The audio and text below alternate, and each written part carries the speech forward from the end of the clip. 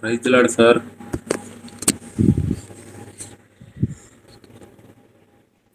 Praise the Lord మిత్రులారా, sir praise Lord sir. అందరికి praise the Lord. అన్న praise Lord అన్న. Praise Lord sir. Praise Lord అన్న. Rajasekhar sir praise Lord. Rajasekhar అన్న praise Lord అన్న. Praise Lord. Praise Lord sir. Praise Lord sir. Praise the Lord. అందరికి వందనాలు. Praise the Lord. ప్రార్థన చేసుకుందాం. అత్యంత కృపా కనికరములు కలిగిన గొప్ప దేవ, కరుణా సంపన్నుడా, మా ప్రియ ప్రభువా, మీ ఘనమైన నామం బట్టి, పరిశుద్ధమైన నామం బట్టి కృతజ్ఞతాస్తులు చెల్లిస్తున్నాం దేవా. మరొక నూతన దినం మీ సన్నిధిలో సాగిలపడి స్తుతించి ఆరాధించే ధన్యత మాకు అనుగ్రహించారు. గత రాత్రి సుఖమైన నిద్రనిచ్చారు తండ్రి. మీ సన్నిధిలో ఏకునే ప్రార్థకాల సమయం నైనా మీ సన్నిధికి రాగలటానికి కృపనిచ్చారు. మీకు వందనాలు, స్తోత్రాలు తండ్రి.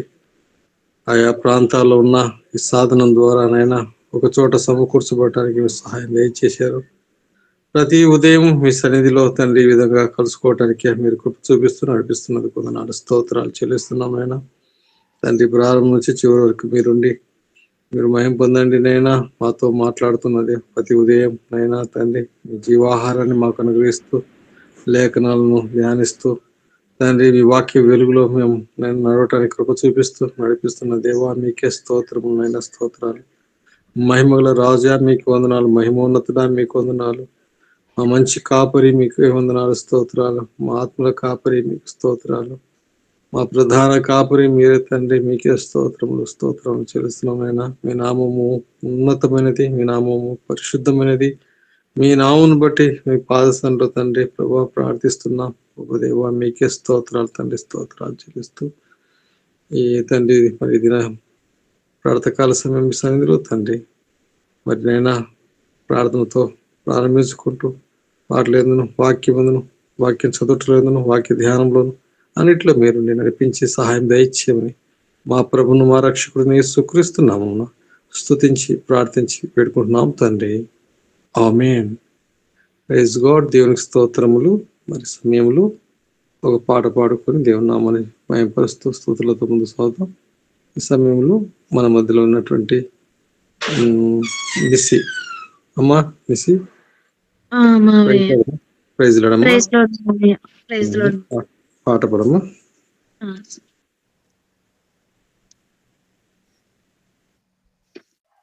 దేవుని స్తుతించుడి, ఎల్లప్పుడు దేవుని స్తుతించుడి.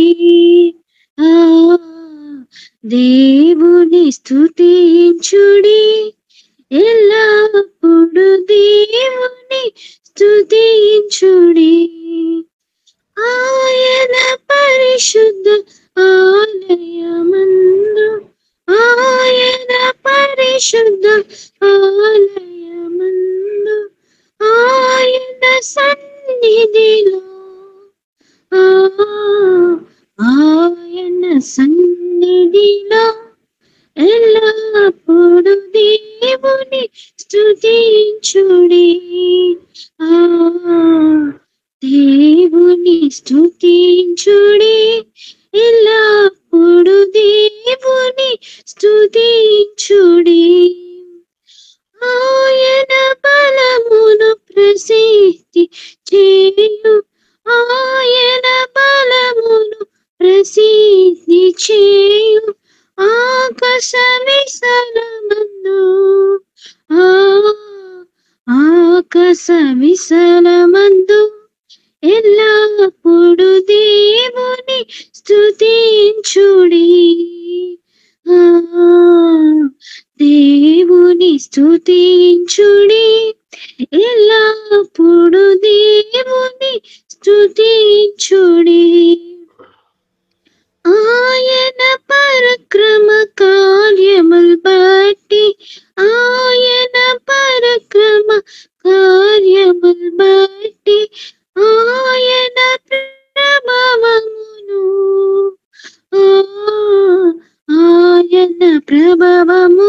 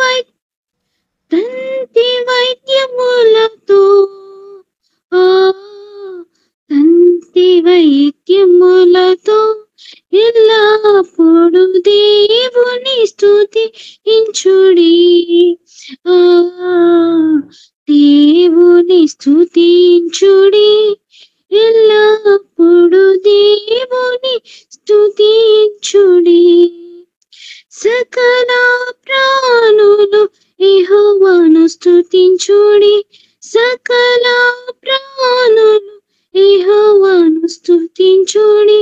హల్లెలూయా ఆమేన్. ఆ హల్లెలూయా ఆమేన్. ఎల్లప్పుడు దేవుని స్తుతించుడి, దేవుని స్తుతించుడి, ఎల్లప్పుడు దేవుని స్తుతించుడి. హల్లెలూయా. Praise God. దేవుని స్తోత్రములు. మరి ఈ సమయంలో మనము 1 కొరింథీ పత్రిక 16వ అధ్యాయం చదువుకుందాం. 1 కొరింథీ పత్రిక 16వ అధ్యాయము సమయంలో మన సహోదరులు మరి చంద్రశేఖర్ అన్న చదువుతారు. Praise lord. 1 కొరింథీ పత్రిక 16వ అధ్యాయం. పరిశుద్ధుల కొరకైన చందా విషయం అయితే నేను ఈ గలతీయ సంఘములకు నియమించిన ప్రకారము మీరును చేయడి. నేను వచ్చినప్పుడు చందా పోగు చేయకుండా ప్రతి ఆదివారమున మీలో ప్రతి వాడును తాను వర్ధిల్లిన కొలది తన యొద్ద కొంత సొమ్ము నిల్వ చేయవలెను. నేను వచ్చినప్పుడు ఎవరిని యోగ్యులను ఎంచి పత్రికలు ఇత్తురో వారి చేత మీ ఉపకార ద్రవ్యమును యెరూషలేమునకు పంపదును.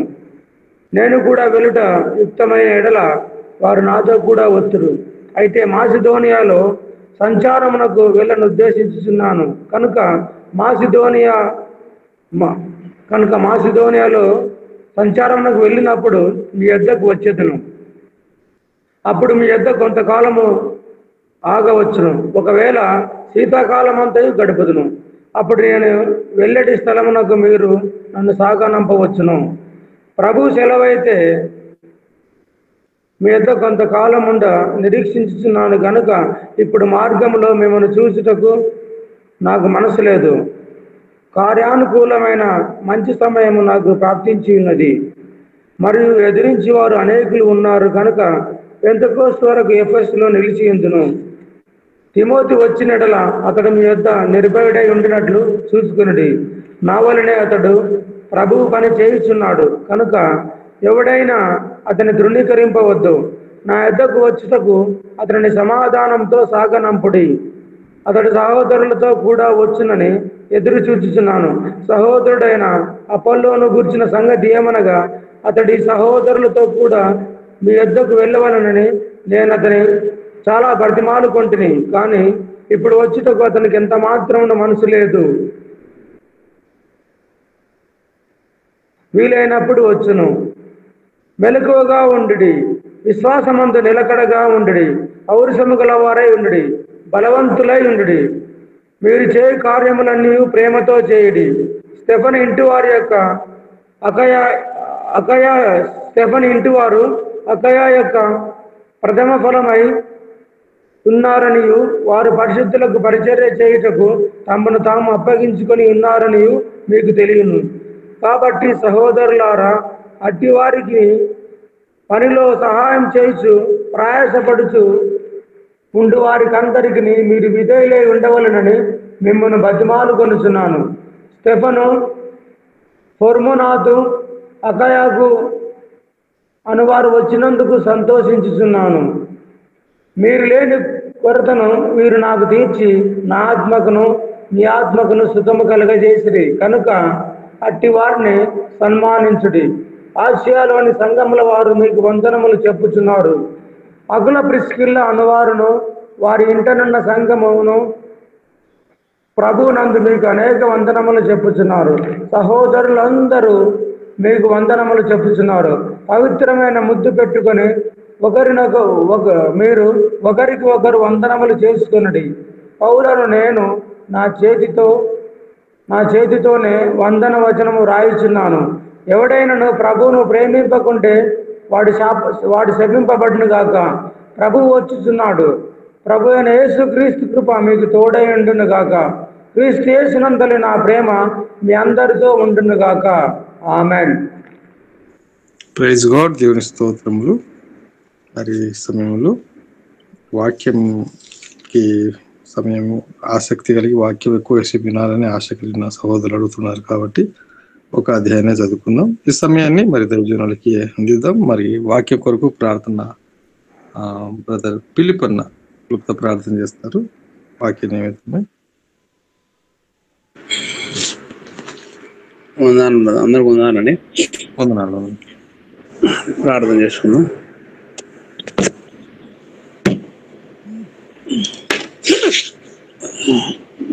జీవము గల దేవ, నీకే స్తోత్రం తండ్రి. మహాగణుడ, నీకే స్తోత్రం తండ్రి. సృష్టికర్తమైన మా గొప్ప దేవ, నీకే స్తోత్రం తండ్రి. నిన్న నేడు ఏకరీతిగా ఉన్నవాడా, నీకే స్తోత్రం తండ్రి. సయ్యా, మా మంచి కాపురమైన దేవ, నీకే స్తోత్రం తండ్రి. అబ్రహాం, ఇసాక్, యాకోబులు దేవ, నీకే స్తోత్రం తండ్రి. సర్వోన్నతుడా, నీకే స్తోత్రం తండ్రి. అత్యున్నత సింహాసనం మా గొప్ప దేవ, నీకే స్తోత్రం తండ్రి. మహోన్నతుడా, సర్వశక్తి గల దేవ, నీకే స్తుతులు స్తోత్రాలు చెల్లిస్తున్నాము తండ్రి. గడిచిన కాలం అంతా ప్రభా, నీ రెక్కల చాటున మమ్మల్ని కాచి కాపాడి రక్షించి తండ్రి, ఆగస్టు మాసం అంతా ప్రభా నీ రెక్కల చాటున కాచి ఈ యొక్క సెప్టెంబర్ మాసంలో ప్రభా 10వ దినం మమ్మల్ని తీసుకొచ్చిన విధానం బట్టి వందనాలు స్తోత్రము తండ్రి. మరొక నూతన దినం మాకు ఇచ్చినందుకు నీకు వందనములు స్తోత్రము తండ్రి. సయ్యా, ఇంతవరకు నీ పాటలు పాడి నీ ఘనపరిచయము నయపరిచయం తండ్రి. అదేవిధంగా ప్రభా నీ దాసుడు తండ్రి 1వ సామ్యాలు 3వ అధ్యాయం అది వివరిస్తుండగా నీ దాసుని బలంగా వాడుకోండి తండ్రి. మాకు కూడా తండ్రి ఆ వాక్యం ద్వారా తండ్రి ఆ వాక్యం మేము వినగల చెవిని గ్రహించే మనసును దయచేయండి. మాకు ఎలాంటి నిద్దమత్తు రాకుండా ప్రభా నీ దాసు చెప్పింది మేము గ్రహించే మనసు మాకు దయచేయండి ప్రభా. నీకు వందనాలు స్తోత్రము తండ్రి. అదేవిధంగా తండ్రి మా హృదయాన్ని అది చేర్చుకొని మేము ఆ విధంగా నడుచుకోవడానికి సహాయం చేయండి ప్రభా. నీకు వందనాలు స్తోత్రము తండ్రి. మా గొప్ప దేవా, నీకే స్తోత్రం తండ్రి. ఇక గ్రూపుల్లో వారి ప్రతి ఒక్కరిని ప్రభా, ఈ గూగుల్ వీడియో కాన్ఫరెన్స్ కాల్ ఉన్న ప్రతి ఒక్కరిని ప్రభా మీరే జ్ఞాపం చేసుకోండి. తల వంచిన ప్రతి వారిని తండ్రి పేరు పేరున దీవించని ఆశ్రయించని ప్రభా. నీకు వందనాలు స్తోత్రం తండ్రి. మా గొప్ప రాజా, నీకే స్తోత్రం తండ్రి. మహోన్నతుడా, నీకే స్తోత్రం తండ్రి. జీవము గల దేవా, నీకే స్తోత్రం తండ్రి. ఈ ఉదయకాల సమయంలో తండ్రి మా మంచి కాపురమైన ప్రభువా, నీకే స్తోత్రాలు చెల్లిస్తున్నాం ప్రభా. ఈ ప్రార్థన మీరు ఆలకించి దయచేయమని యేసు నామములో ప్రార్థించి వేడుకొనుచు ఆరాధిస్తున్నాం మా ప్రభు తండ్రి. ఆమేన్. ఆమేన్. Praise God. దేవుని స్తోత్రములు. మరి సమయం దైవజనులకు అందిస్తున్నాను. మరి ఈ సమయంలో మనం శ్రద్ధతో విందాం. మరి యొక్క శిల్పంలో మీట్లు పెట్టుకుందాం. అలాగే నిద్రమతులు కాకుండా వాక్యం శ్రద్ధతో విందాం. ఈ సమయం దైవజనులకు sir. Praise Lord sir. Praise the Lord. మిత్రులారా, అందరికీ మన ప్రభు అయిన యేసు క్రీస్తు వారి నామంలో వందనాలు తెలియజేస్తున్నాను. దేవుని యొక్క మహా గొప్ప కృపను బట్టి మరి యొక్క నూతన దినాన్ని దేవుడు మనకు అనుగ్రహించాడు. ఆయన ముఖ దర్శనం చేసుకోవడానికి, ఆయన స్వరాన్ని వినడానికి, వాక్యమును ధ్యానించడానికి, మన హృదయాలను ఆయన వాక్యంతో నింపుకోవడానికి దేవుడు మనకు అనుగ్రహించినటువంటి ఈ గొప్ప తరుణాన్ని బట్టి దేవునికి వేలాది స్తుతులు స్తోత్రాలు తెలియజేస్తున్నాను. మరి మీలో అందరూ మీ యొక్క మైక్స్ని మ్యూట్లో పెట్టుకోండి, ఏ రకమైనటువంటి డిస్టర్బెన్స్ లేకుండా. మనము సమూయేలు మొదటి గ్రంథాన్ని ధ్యానం చేస్తూ వస్తున్నాం. 3వ అధ్యాయంలో మనం ఉన్నాం. నిన్నటి దినానైతే 14వ వచనం వరకు మనం చదువుకున్నాం. దేవుడు సమూయేలుతో మాట్లాడుతూ వచ్చాడు. అది మొట్టమొదటిసారి ఏలీ, ప్రధాన యాజకుడైన ఏలీ ఇంటిపైకి ఆయన తీసుకుని రాబోతున్నటువంటి ఆ తీర్పును గురించి దేవుడు వెల్లడించాడు. మరి ఈరోజు 15వ వచనాన్ని మనం చదువుకున్నాం. తరువాత సమూయేలు ఉదయమగు వరకు పండుకొని లేచి యెహోవా మందిరపు తలుపులను తీసెను గాని భయపడి తనకు కలిగిన దర్శన సంగతి ఏలీతో చెప్పకపోయెను. సమూయేలు ఉదయం వరకు పండుకొని ఉన్నాడంట. అయితే ఈ వచనంలో మరొక మాట కూడా ఉంది. భయపడి తనకు కలిగిన దర్శన సంగతి ఏలీతో చెప్పకపోయెను. సమూయేలుకు భయం కలిగింది, బాధ కలిగింది. దేవుడు ఏలీ ఇంటిపైకి తీసుకుని రాబోతున్నటువంటి ఆ యొక్క తీర్పు సంగతి వినినప్పుడు సమూయేలు భయపడ్డాడు, బాధపడ్డాడు. అతడు భయపడ్డాడు, బాధపడ్డాడు కాబట్టే ఏలీతో చెప్పడానికి సంశయించాడు, చెప్పలేదు. దాని అర్థం ఏంటంటే సమూయేలు ఎదుగుతున్నాడు, పెద్దవాడవుతున్నాడు అన్నటువంటి విషయాన్ని మనం గమనించాలి. అతడు పెద్దవాడవుతున్నాడు కాబట్టే ఇంత భయంకరమైన విషయాన్ని, బాధ పెట్టే విషయాన్ని ఏలీకి ఎలా చెప్పాలి అన్నటువంటి ఆలోచనను, ఆ వివేచనను అతడు కలిగి ఉన్నాడు అని మనం గమనించాలి. అయితే అక్కడ సమూయేలు ఉదయం వరకు పండుకొని అని వ్రాయబడి ఉంది. నిజమే, సమూయేలు ఉదయం వరకు పండుకొని ఉండొచ్చు, కానీ అతనికి నిద్ర పట్టి ఉంటుందా? ఈ యొక్క దర్శనంతో అది మొదటిసారి అతడు యెహోవా యొక్క స్వరాన్ని వింటున్నాడు, మొదటిసారి. కాబట్టి కొంత కంగారు, భయము అన్నటువంటిది తప్పకుండా ఎవరికైనా ఉంటుంది. అయితే అంత మాత్రమే కాదు, కానీ ఆ దర్శనం కూడా చాలా ఏలీ కుటుంబంపైకి వచ్చేటువంటి తీర్పు, చెవులు గింగురుమనేటువంటి వార్త అన్నమాట. కాబట్టి సమూయేలుకు ఆ రాత్రి నిద్ర పట్టి ఉండదు, కానీ అతడు ఉదయం వరకైతే పండుకొనే ఉన్నాడు. ఆ తర్వాత చూస్తే లేచి యెహోవా మందిరపు తలుపులను తీసెను. ఉదయాన్నే లేచి దేవుని యొక్క మందిరపు తలుపులను తీసెను. ఆ మాట చూసినప్పుడు బహుశా సమూయేలు చిన్నప్పటి నుంచి రోజు ఉదయాన్నే చేస్తూ వచ్చినటువంటి పనులలో, అంటే అతని డ్యూటీస్లో ఇది కూడా ఒక డ్యూటీ అయి ఉండొచ్చు.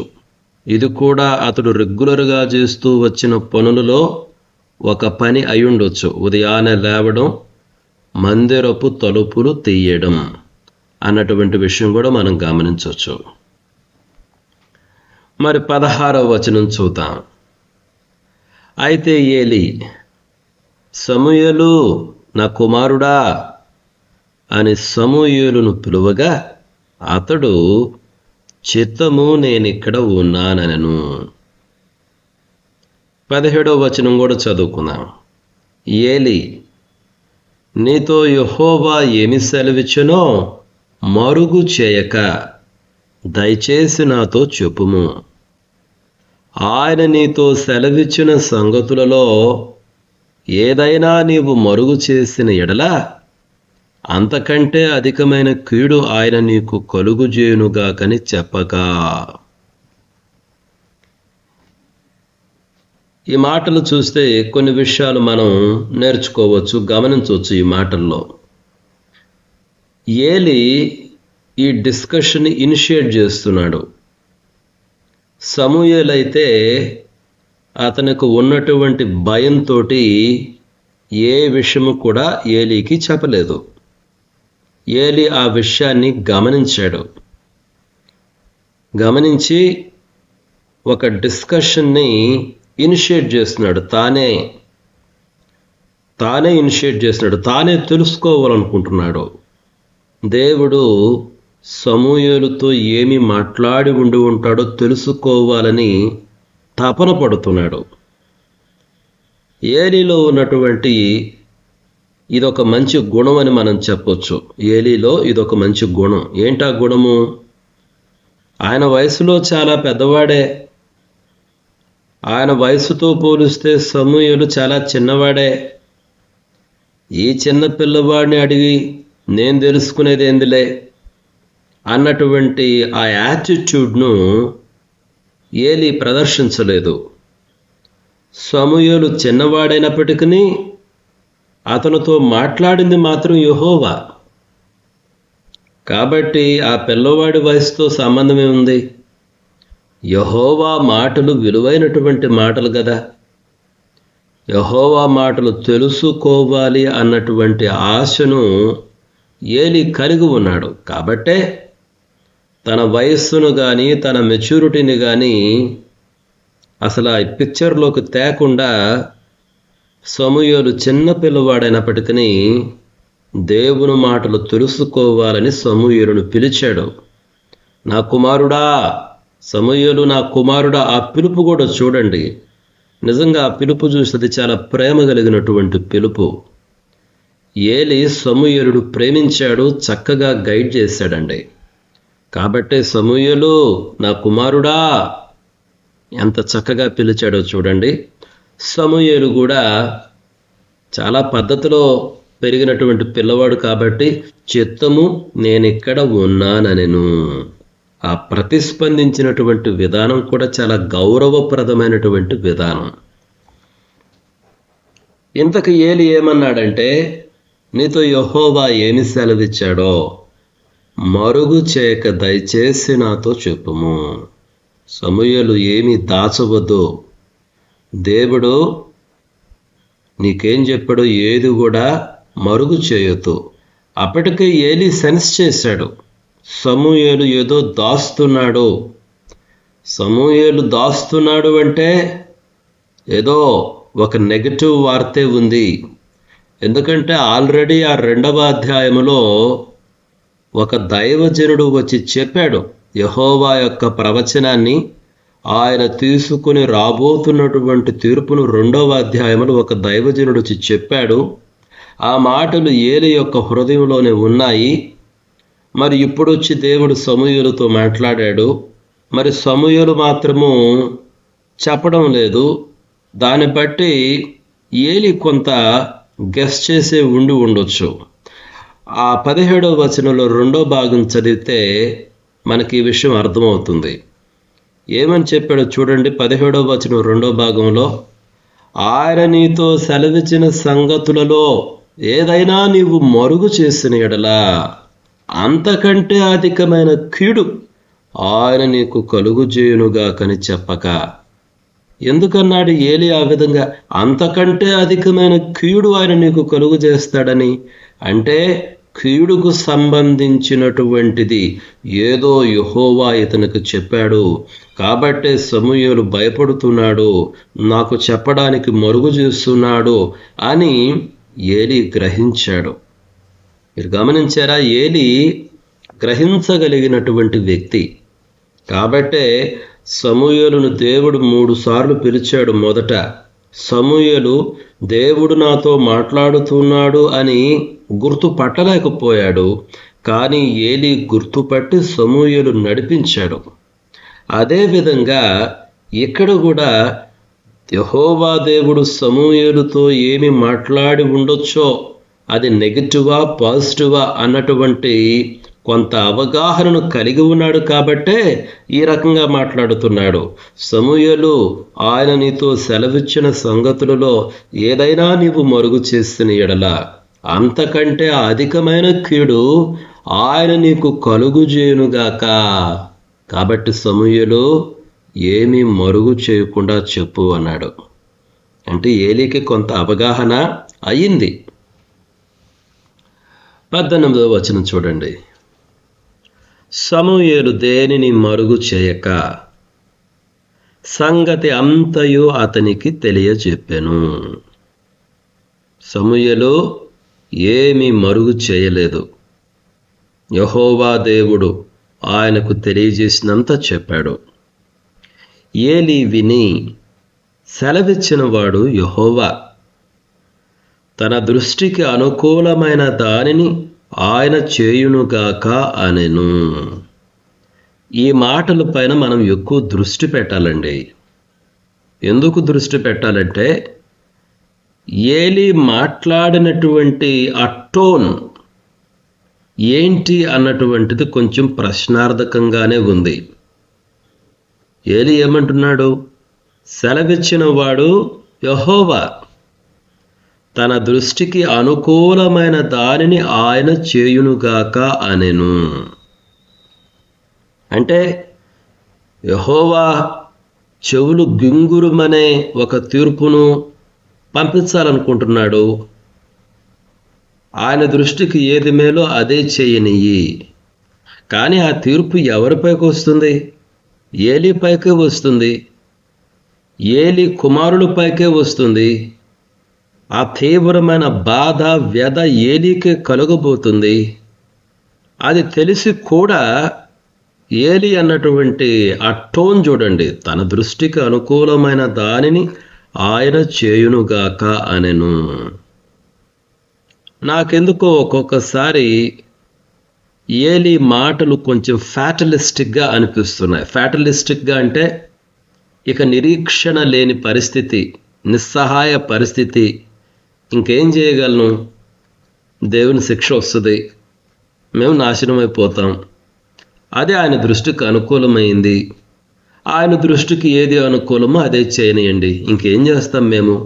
ఆ రకమైన టోను నాకు కనిపిస్తుంది. ఇది నా అభిప్రాయం, ఇది నా అభిప్రాయం అన్నటువంటి విషయాన్ని మీరు గమనించాలి. 2వ అధ్యాయం నుంచి మీరు గమనించండి మిత్రులారా. ఒక దైవజనుడు వచ్చి చెప్పాడు ఏలీకి, ఈ విధంగా దేవుడు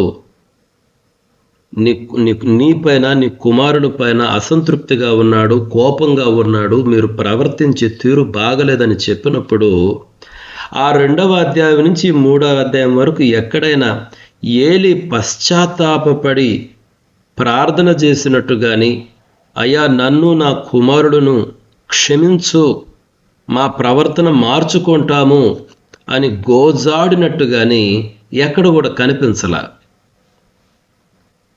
చూడండి, ఇక్కడ నాకు ఒక సందర్భం గుర్తుకొస్తుంది. నినివే పట్టణ ప్రజల విషయం చూడండి. యోనా నినివే పట్టణ ప్రజలపైకి దేవుని తీర్పును ప్రకటించినప్పుడు నినివే పట్టణ ప్రజలు గోనె పట్టగట్టుకొని ఉపవాస ప్రార్థన చేశారు. రాజు మొదలుకొని దేశంలో ప్రతి ఒక్కరూ కూడా పశ్చాత్తాపపడాలని ఆ రాజు ఒక ఆజ్ఞను జారీ చేశాడు. కనీసం జంతువులకు కూడా వాళ్ళ ఆహారం పెట్టలేదంట. అంటే ఏ విధంగా ప్రతిస్పందించారో చూడండి. మన ప్రతిస్పందన చాలా ప్రాముఖ్యమైనటువంటిది మిత్రులారా.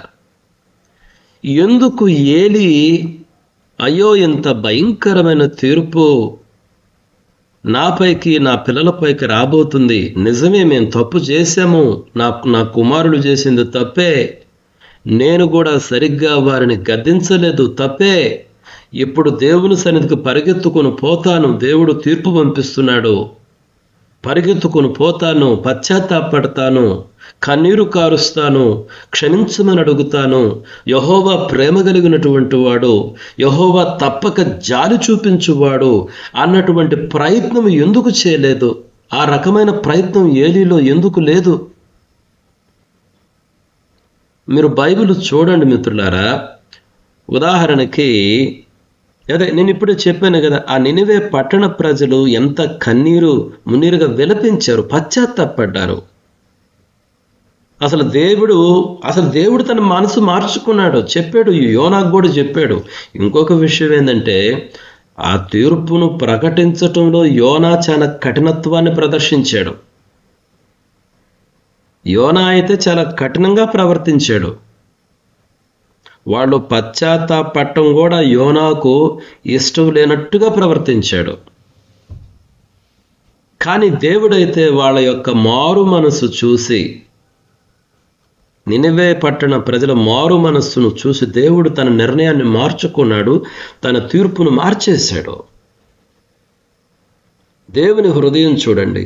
ఉదాహరణకి ఆ సొదొమ గొమొర్రాలు ఆ పట్టణాలను నాశనం చేయాలని దేవుడు అనుకున్నప్పుడు ముందల అబ్రహాముతో ఒక డిస్కషన్ జరిగింది.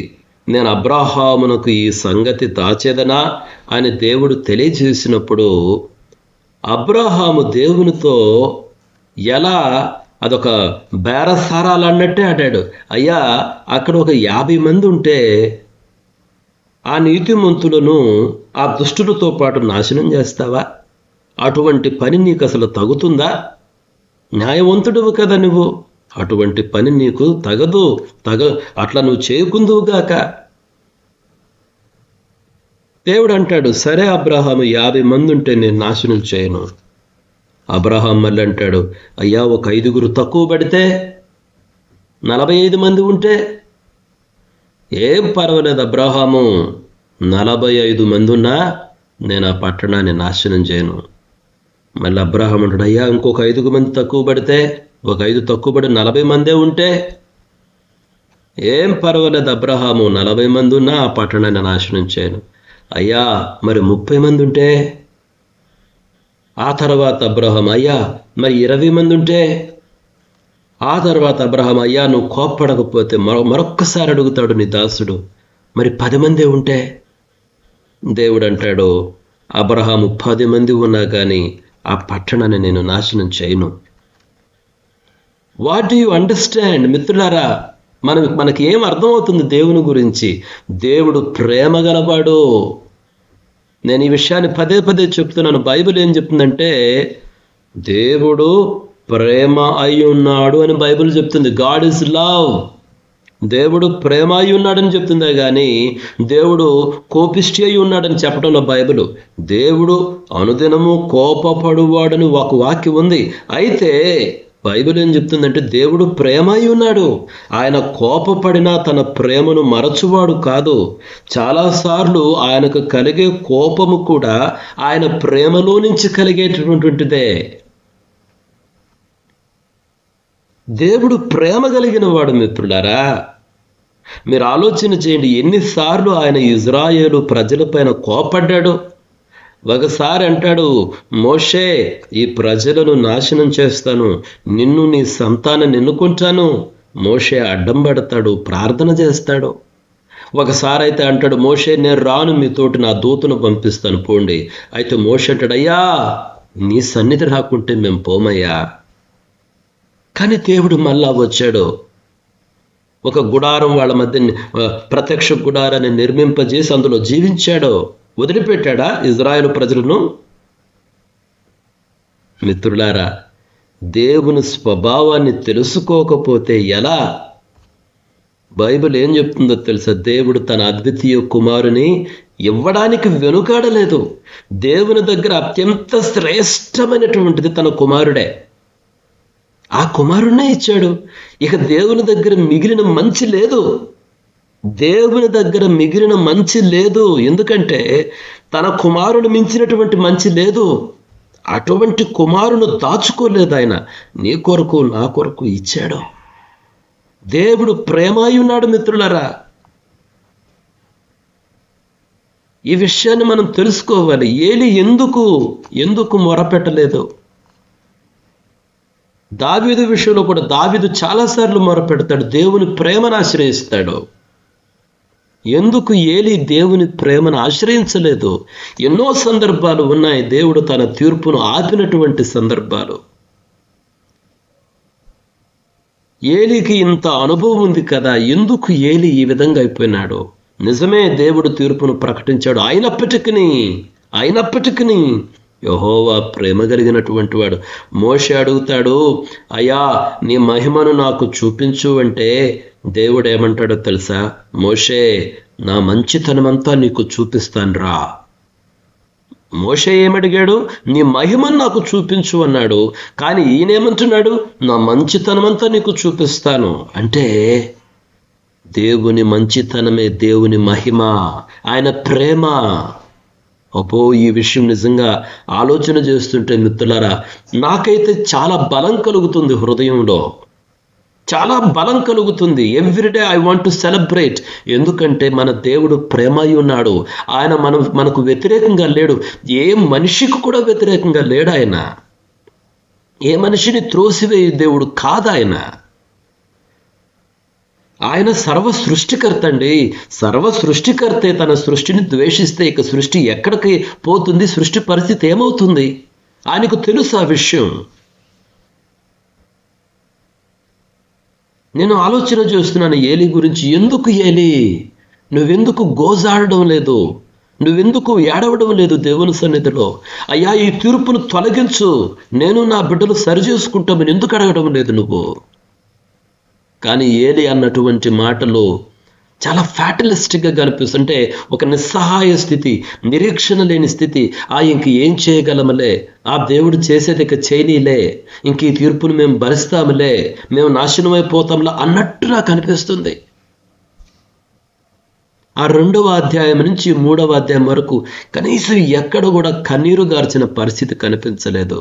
మిత్రులారా, నేను చెప్పేది నా అభిప్రాయం. అయితే ఇది సత్యం.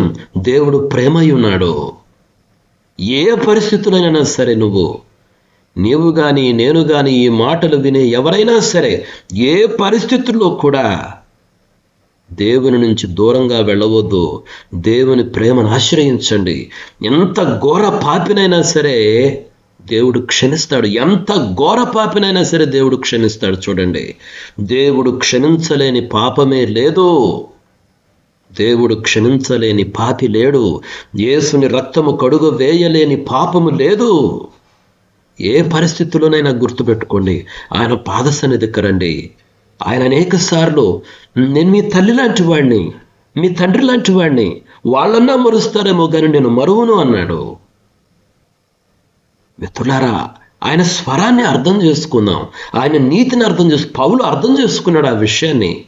తన కుమారుని ఇవ్వడానికి వెనుదీయనటువంటి వాడు ఆ కుమారునితో పాటు మిగిలిన అన్ని దేవునులు ఇవ్వడా? ఏమైనా దాస్తాడా మన నుంచి? అయ్యో, నాకు ఒక్కొక్కసారి ప్రీచర్స్ని చూస్తే చాలా బాధేస్తుందండి. ఎందుకో తెలుసా? బెదిరిస్తుంటారు ప్రజలను. మాటి మాటికి సువార్త అని చెప్పి బెదిరిస్తూ ఉంటారు. బెదిరించేది సువార్త ఎలా అయ్యిద్దండి? ప్రజలను బెదిరించేది సువార్త కాదు, దేవుని ప్రేమను చెప్పేది సువార్త. దేవుని ప్రేమను మనం ప్రకటిద్దాం. అది దేవుని యొక్క రియల్ నేచర్. తన కుమారుని ఇచ్చుటకు ఆయన వెనుకాడలేదండి. ఆయన దగ్గర ఎంత మంచి ఉందో, బ్యాంకు బ్యాలెన్స్ ఎంత ఉందో అంతా ఉపయోగించాడండి మనల్ని కాపాడడానికి. ఇక బ్యాంకు బ్యాలెన్స్లు ఏమీ లేదు. మనల్ని కాపాడడానికి ఆయన దగ్గర మంచి అనే బ్యాంకు బ్యాలెన్స్ ఎంత ఉందో అంతా ఖర్చు చేశాడు నీ కొరకు, నా కొరకు. ఎప్పుడైనా ప్రకటించండి దేవుని ప్రేమను. ఎంత ఘోర పాపినైనా యేసు రక్షించగలడని ప్రకటించండి. విశ్వాసులను బెదిరించవద్దు. బెదిరించేది సువార్త కాదు. భయభ్రాంతులకు గురి చేసేది సువార్త కాదు. ఒక మనిషిని మార్చేది ప్రేమ.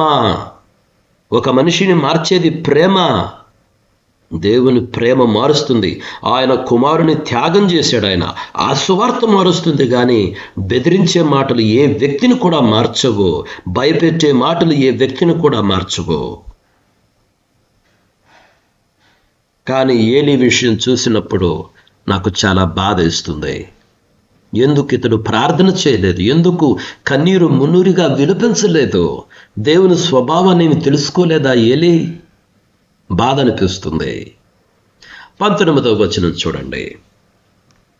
సమూయేలు పెద్దవాడు కాగా యెహోవా అతనికి తోడయ్యున్నందున అతని మాటలలో ఏదీ తప్పిపోలేదు. ఎటువంటి మాట అండి 19వ వచనం? సమూయేలు పెద్దవాడు కాగా, నేను ఇందాకే చెప్పాను, సమూయేలు పెద్దవాడు అవుతున్నాడు కాబట్టి అతనికి వివేచన ఉంది కాబట్టే ఆ భయంకరమైన వార్తను ఏలీకి చెప్పటానికి సంశయించి మరుగు చేస్తూ వచ్చాడు. అప్పుడే అర్థమైంది ఇతడు వివేచనలో ఎదుగుతున్నాడు, పెద్దవాడవుతున్నాడు. అందుకనే 19వ వచనంలో సమూయేలు పెద్దవాడు కాగా యెహోవా అతనికి తోడై ఉన్నందున అతని మాటలలో ఏదియూ తప్పిపోలేదు. యెహోవా అతనికి తోడై ఉన్నందున ఎంత గొప్ప విషయం అండి. యెహోవా తోడయ్యున్నందున. ఎంత గొప్ప విషయం! అంతకంటే ఇంకేమన్నా ఆస్తి ఉందా? నిజమైన ఆస్తి అంతకన్నా మనలను సంతోషపరిచే ఆస్తి కానీ వార్త కానీ ఏదైనా ఉన్నదా? యెహోవా మనకు తోడు. అదే నేను చెప్పేది. యెహోవా మనల్ని ప్రేమిస్తున్నాడు. ఈ సర్వలోక సృష్టికర్త మనకు తోడుగా ఉంటున్నాడు. ఆ మాటలు చాలా బలమైన మాటలు. నాకు రోమేలకు రాసిన పత్రిక 8వ అధ్యాయం 31వ వచనంలో ఉన్నటువంటి మాట గుర్తుకొస్తుంది. దేవుడు మన పక్షమును ఉంటే మనకు విరోధి ఎవడు? దేవుడు మన పక్షాన ఉంటే విరోధి ఎవడు? ఏది మనల్ని దిగులుకు కానీ దిగ్భ్రాంతికి కానీ వేదనకు కానీ గురి చేయగలదు? దేవుడు మన పక్షాన ఉన్నాడు. ఇక్కడ చూడండి 19వ వచనంలో దేవుడు సమూయేలుకు తోడై ఉన్నాడు కాబట్టి అతని మాటలలో ఏదియూ తప్పిపోలేదు. ఈ రెండవ భాగాన్ని కూడా మనం గమనించాలి. అతని మాటలలో ఏదియూ తప్పిపోలేదంటే దాని అర్థం ఏంటి? అతడు నిజమైన ప్రవక్తగా స్థిరపరచబడ్డాడు. ఒక నిజమైన ప్రవక్త అండి. తొందరపడి మాట్లాడువాడు కాదు సమూయేలు. మౌనంగా ఉండువాడు కాబట్టి తొందరపడి మాట్లాడువాడు కాదు కాబట్టి ఏలీకి చెప్పడానికి కూడా సంశయించాడు. దేవుడు మాట్లాడితే అతడు మాట్లాడతాడు. అయ్యో నాకెంత బాధ ఈ రోజుల్లో కొంతమంది బోధకులను చూస్తే.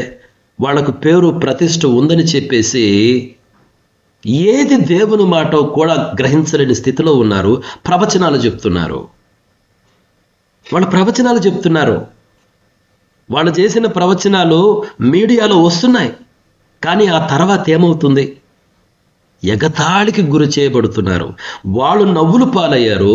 వాళ్ళు నవ్వులు పాలు అవడం కాకుండా క్రైస్తవ విశ్వాసాన్ని, ఈ దేవునిని ప్రజలలో నవ్వులు పాలు చేస్తున్నారు. వీళ్ళు చెప్పేటువంటి వెర్రి మాటలతోటే. ఆ వెర్రి మాటలకు వీళ్ళు ప్రవచనాలను పేరు పెడుతున్నారు. ఎంతెంత అనుభవం ఉంది ఒక్కొక్కరికి. వాళ్ళ భావోద్రేకాలతోటి ప్రజలకు ఏం కావాలో ఆ న్యూస్ పేపర్లో చదివి నోటికి ఏదొస్తే అది ఒక్కొక్కసారి బెదిరిస్తూ కూడా ప్రవచనాలు చెప్తున్నారండి. వాళ్ళు చెప్పే ప్రవచనాలు ఏందో తెలుసా? ప్రజలను బెదిరిస్తూ ప్రవచనాలు చెప్తున్నారు.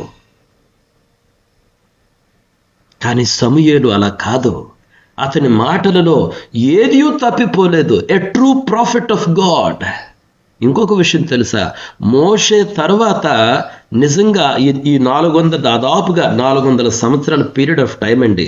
ఈ సమూయేలుకి ఆ యొక్క మోషేకి దాదాపు అప్రాక్సిమేట్గా ఈ పీరియడ్ ఆఫ్ టైంలో ఒక గ్రేట్ ప్రాఫిట్ లేడు. సమూయేలే మొట్టమొదటి గ్రేట్ ప్రాఫిట్. ఈ విషయాలు మనం గమనించాలి. అతడు ఆఖరి న్యాయాధిపతి ప్లస్ మొట్టమొదటి గొప్ప ప్రవక్త. మోషే తరువాత అతడు ఆఖరి న్యాయాధిపతి. మనకు న్యాయాధిపతుల గ్రంథంలో అయితే ఒక 12 మంది ఉన్నారు న్యాయాధిపతులు. సమూయేలు గ్రంథానికి వస్తే ఏలి 13వ వాడు అనుకోవచ్చు, 14వ వాడు సమూయేలు అనుకోవచ్చు. ఆఖరి న్యాయాధిపతి, మొట్టమొదటి గొప్ప ప్రవక్త అండి సమూయేలు. అతని మాటల్లో ఏదీ తప్పిపోలేదు. నీవు నేను కూడా ఆ రకంగా ఉందాం మిత్రులారా. సమూయేలు మనకు మాదిరి. 20-21 వచనాలు చూడండి. కాబట్టి సమూయేలు యెహోవాకు ప్రవక్తగా స్థిరపడనని దాను మొదలుకొని బెయేర్షెబా వరకు ఇశ్రాయేలులందరూ తెలుసుకొనిరి. చూడండి, యెహోవాకు ప్రవక్తగా స్థిరపరచబడ్డాడు. ఎందుకంటే అతని మాటలు చూపిస్తున్నాయి. అతని మాటల్లో ఏ మాట తప్పిపోలేదు. కాబట్టి ఇతడు నిజమైన ప్రవక్త అని ఆ వార్త ఇజ్రాయేలు దేశమంతా వ్యాపించింది. అదే అక్కడ దాను మొదలుకొని బెయేర్షెబా వరకు ఇజ్రాయేలీలందరూ తెలుసుకొనిరి. అదొక ఫ్రేజ్ చూడండి. దాను మొదలుకొని బెయేర్షెబా వరకు అదొక ఫ్రేజ్ అనమాట. దాని అర్థం ఏంటంటే, ఇప్పుడు మనం భారతదేశ విషయం చెప్తే ఎలా చెప్తాం? కాశ్మీరు మొదలుకొని కన్యాకుమారి వరకు అంటాం. కాశ్మీర్ అనేది ఉత్తర భారతదేశంలో లాస్ట్ పాయింట్, హైయెస్ట్ పాయింట్ అనుకోవచ్చు. కన్యాకుమారి అనేది దక్షిణ భారతదేశంలో ఈ బాటమ్ మోస్ట్ పాయింట్ అనుకోవచ్చు. అంటే భారతదేశంలో ఆ చివరి నుంచి ఈ చివరకు అని చెప్పడానికి కాశ్మీరు మొదలుకొని కన్యాకుమారి వరకు అంటాం. అదేవిధంగా అమెరికాలో న్యూయార్క్ మొదలుకొని కాలిఫోర్నియా వరకు అంటారు. అంటే ఆ చివరి నుంచి ఈ చివరి వరకు. అదేవిధంగా ఇక్కడ దాను మొదలుకొని బెర్షెబా వరకు, అంటే దాను అన్నటువంటిది ఇజ్రాయెల్ దేశానికి ఉత్తర భాగంలో పీక్ పాయింట్ అన్నమాట. అది హైయెస్ట్ ఫార్దెస్ట్ పాయింట్.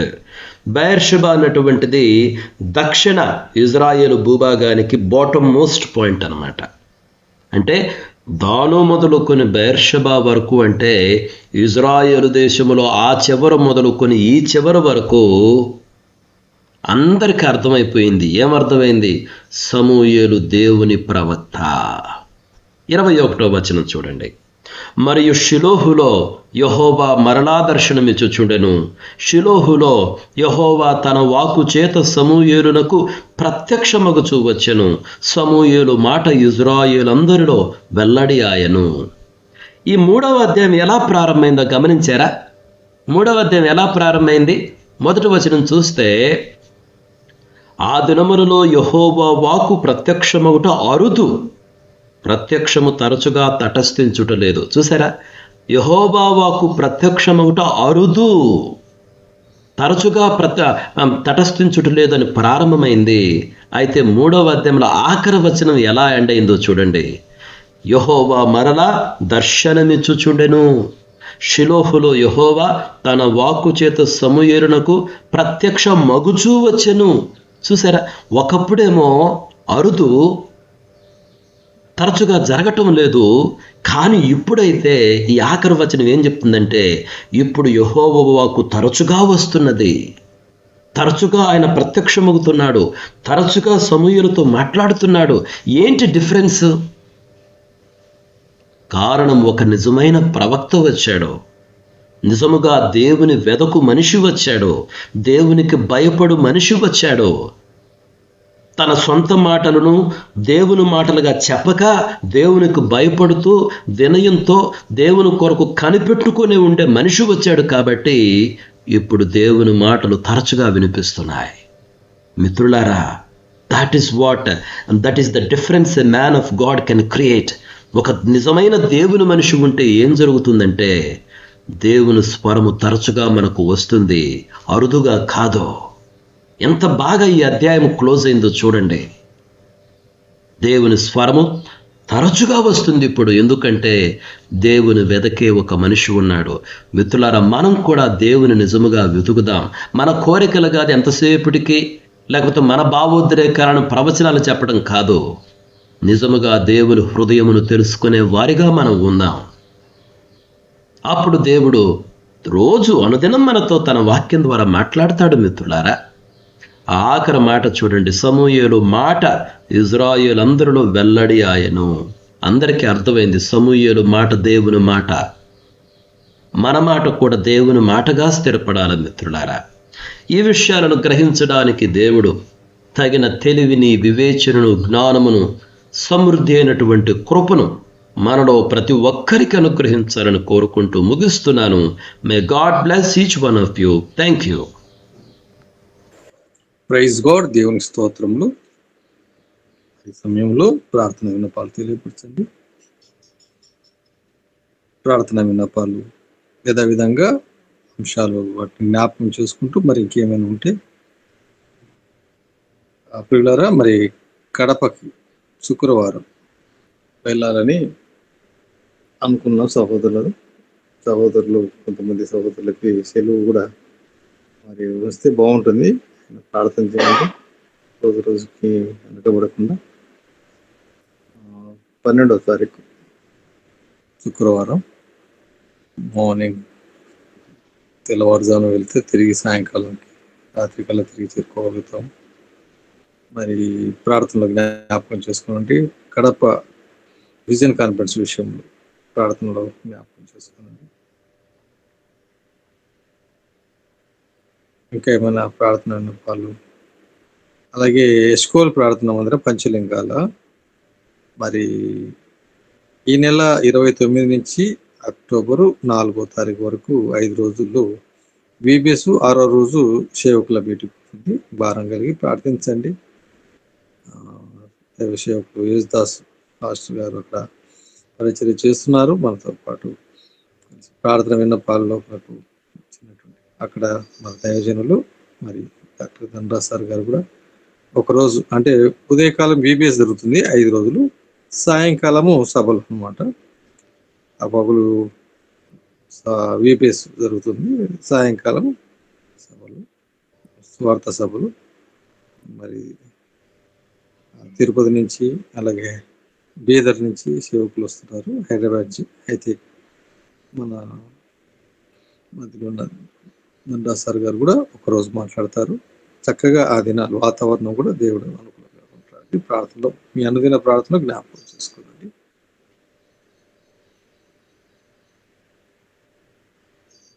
ఇంకా ఏమైనా ప్రార్థన అయినప్పుడంటే తెలియపరచండి. బ్రదర్ విజయరాజు బ్రదర్కి దేవుడు కృపను బట్టి, అందరి ప్రార్థనలు బట్టి మరి దేవుడు డిఎస్సిలో మంచిగా దేవుడు మరి సీట్ అంటే పోస్ట్ అయితే వచ్చింది. అది ఎక్కడ అనేది సర్టిఫికేట్ వెరిఫికేషన్ అయింది. మరి తను మోడల్ స్కూల్ కావాలని కోరుకుంటున్నాడు. దేవుడు సహాయం దయచేయలేకున్నా దేవుడు కృపను ప్రార్థన విషయంలో దేవుడు సహాయం చేస్తూ వచ్చాడు. ఇంకా కొంతమంది సహోదరులకు రాలేదని నిరుత్సాహపడకుండా దేవుని చిత్తం ప్రకారంగా దేవుడు మాకు ప్రయత్నిస్తాడని నమ్మిక పెట్టుకుని ప్రభు కొరకు నిరుత్సాహపడకుండా ప్రభు సన్నిధిలో గడిపేవారుగా ఉండండి. ఈ విషయాన్ని బట్టి ప్రార్థనలో మనల్ని నడిపించడానికి భూపాల్ రెడ్డి అన్న ప్రార్థన నడిపిస్తారు. అలాగే పరిచర్య చేస్తున్నటువంటి మన ప్రియులు వారి పరిచర్య కోసం కూడా జ్ఞాపకం చేసుకోండి. ప్రైజ్ రాడు ఇక్కడ సేవకుల మీటింగ్లు ఉన్నా ఇంటున్నావు. సేవకుల మీటింగ్ ఉన్నారా? ఓకే, హైదరాబాద్ ఉన్నా. ఓకే ఓకే సరే. ఈ సమయంలో మనల్ని ప్రార్థన నడిపించడానికి సుశీలమ్మక్క గారు ప్రార్థన నడిపిస్తారు.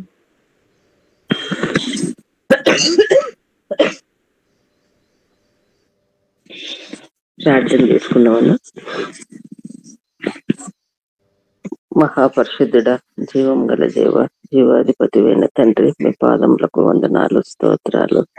స్తోత్రమేసయ్య, గొప్ప దేవుడు ఉన్న నాయన తండ్రి, ఆది అంతమై ఉంటున్న దేవుడు ఉన్న నాయన తండ్రి, జాలి గల దేవుడు, కనికరం గల దేవుడు తండ్రి, మీకే వందనాలు తండ్రి, స్తోత్రాలు. స్తోత్రమేసయ్య తండ్రి, మా తండ్రి రాత్రి అంటే మాకు సుఖమైన నిద్ర అనుగ్రహించినారు. ప్రాతకాలంలో మేల్కొల్పి సజీవ లెక్కలో చేర్చి విధముగా స్థుతించగలిగే కృపను మాకు అందరికి అనుగ్రహించిన విధానం కొరకు వందనాలు తండ్రి, స్తోత్రాలు. ఎవరికి లేని భాగ్యాన్ని మాకు ఇచ్చినావు దేవా, నీకు వందనాలు తండ్రి, స్తోత్రాలు. ఆది అంతమై ఉంటున్న దేవా, నీ పాదములకు వందనాలు తండ్రి, స్తోత్రాలు.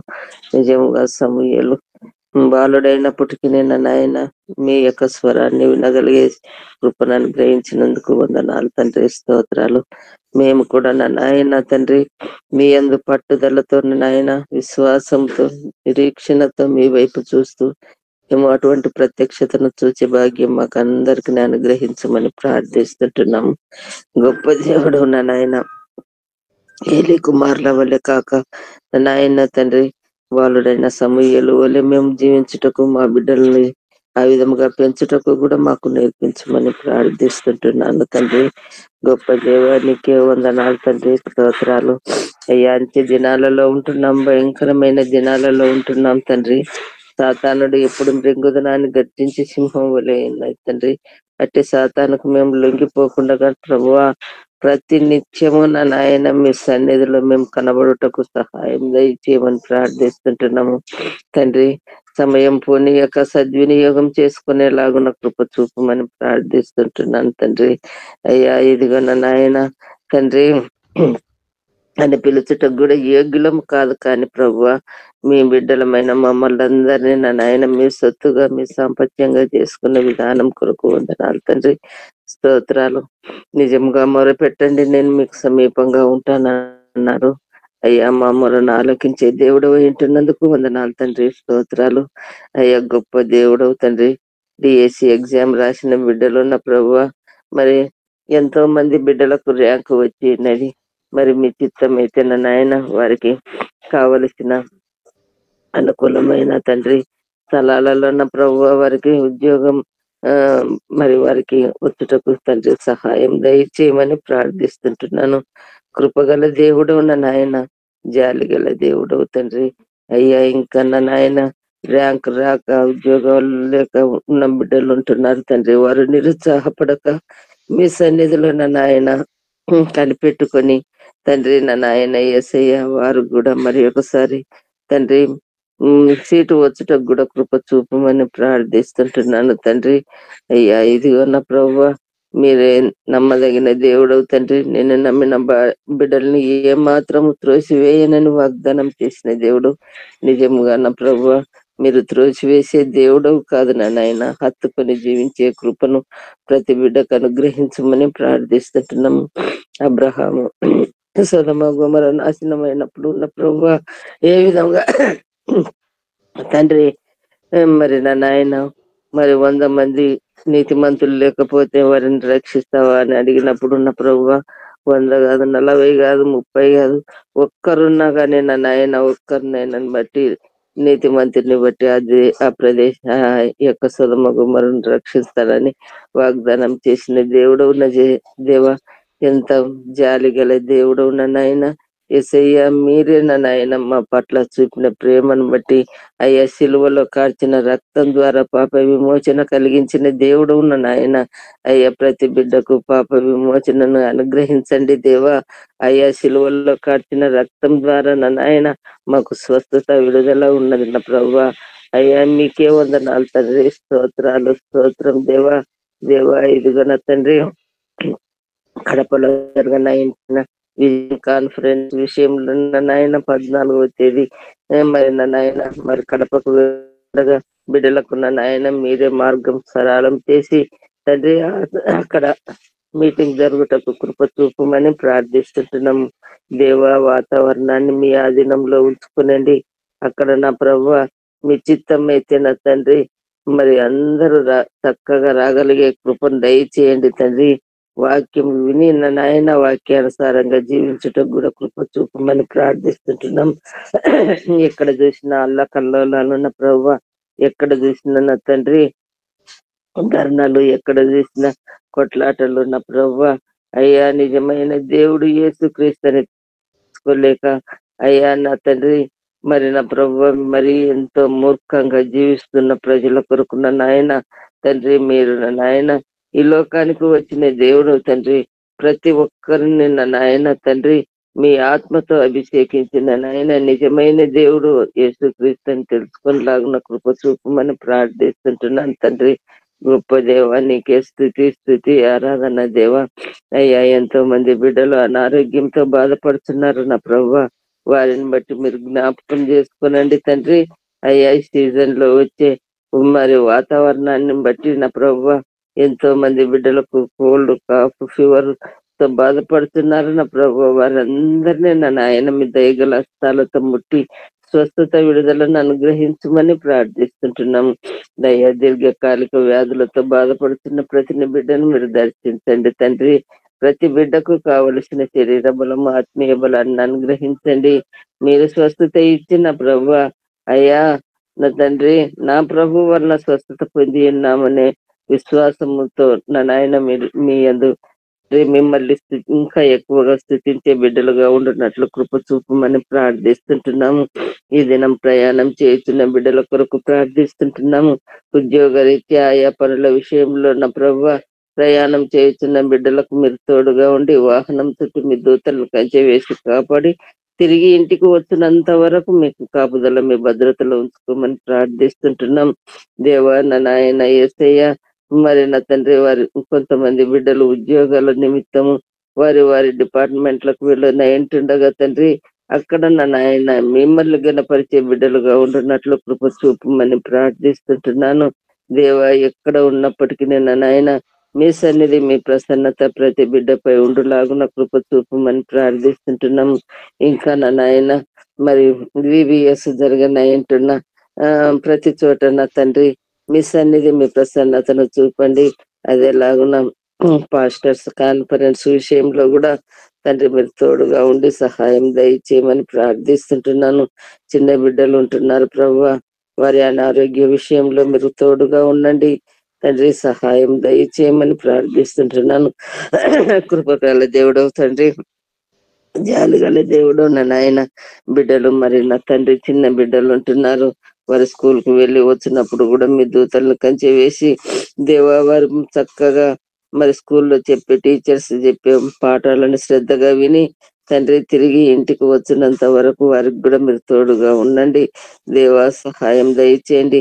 ఆత్మల భారం కలిగిన తండ్రి జీవించే కృప ప్రతి బిడ్డకు అనుగ్రహించమని ప్రార్థిస్తుంటున్నాం తండ్రి.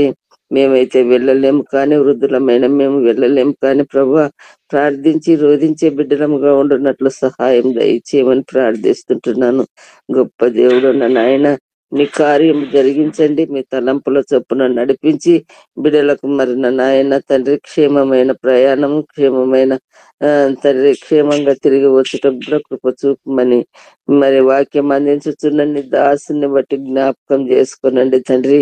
బిడ్డనున్న నాయన మీ సన్నిధిలో ఉన్న ప్రభువా జ్ఞాపకం చేసుకున్న విధానం కొరకు వందనాలు అయ్యా తండ్రి. ఆ బిడ్డకు ఇంకా నూరంతలు జ్ఞానాన్ని అనుగ్రహించి వాక్యం చక్కగా చెప్పి అనేకులు రక్షణ పొందినట్లు కృప చూపమని ప్రార్థిస్తుంటున్నాం. ధనరాజు తల్లిని బట్టి కూడా జ్ఞాపకం చేసుకోనండి. వృద్ధాప్యంలో ఉన్నప్పటికీ నిన్న ప్రభువా ఎంతో నా నాయన తండ్రి ఆమె తండ్రి నిత్యము మీ సన్నిధిలో గడుపుతుండగా తండ్రి మీకే వందనాలు అయ్యా, స్తోత్రాలు. మంచి ఆరోగ్యాన్ని ఇయ్యమని అడుగుతుంటున్నాం తండ్రి. అయ్యా సంతానం లేని బిడ్డల కొరకు కూడా ప్రార్థిస్తుంటున్నాము దేవా. మీ వైపు చూస్తున్నాం దేవా. మీరు నా నాయన తండ్రి, మీరు ఇచ్చేది నా నాయన అటువంటి బహుమానాన్ని పొందగలిగే కృపను దయచేయమని ప్రార్థిస్తున్నా. పొందగలిగే కృపను దయచేసినందుకు వందనాలు తండ్రి. స్తోత్రాలు స్తోత్రం యేసయ్య. ఆలస్యమైన ఇది మీరు మంచిది ఇస్తారనే విశ్వాసంతో మీ వైపు చూస్తున్నాం దేవా. చూచే దేవుడు ఉన్న నాయన మరి మా పట్ల మీ దయా కనికరం చూపమని ప్రార్థిస్తుంటున్నాను. వివాహాలు కావలసిన బిడ్డలు ఉంటున్నారు, విషయంలో కూడా మీరు జ్ఞాపకం చేసుకోరండి. ప్రతి బిడ్డకు కావలసిన సరి అయిన భాగస్వామిని, మంచి భయభక్తులు గల కుటుంబంలో తండ్రి వారికి మరి మంచి జ్ఞానవంతురాలైన భార్య దొరుకుట తండ్రి ఎంతో మంచిది నా ప్రభువా. మరి అరుదు అటువంటి భార్యను బిడ్డలకు అనుగ్రహించమని ప్రార్థిస్తుంటున్నాను తండ్రి. దయామయుడా నీకే వందనాలు తండ్రి, స్తోత్రాలు.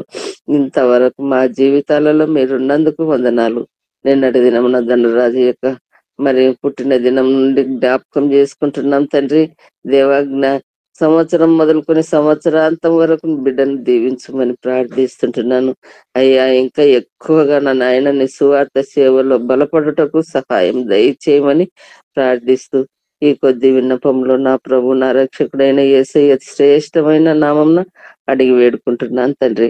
ఆమేన్. మన పరమ తండ్రి అయిన దేవుని ప్రేమయు, మన ప్రభును రక్షకుడైన యేసు క్రీస్తు వారి కృపయు, పరిశుద్ధాత్మ అన్యోన్య సహవాసం సకల పరిశుద్ధులకు ప్రత్యేకముగా ఈ ఉదయ కాలముని ఇక్కడ చేరిన ప్రతి ఒక్కరికి వారి కుటుంబములకును వారికి కలిగిన సమస్తమునకు సదాకాలము తోడయుండి నడిపించునుగాక. ఆమేన్. అందరికి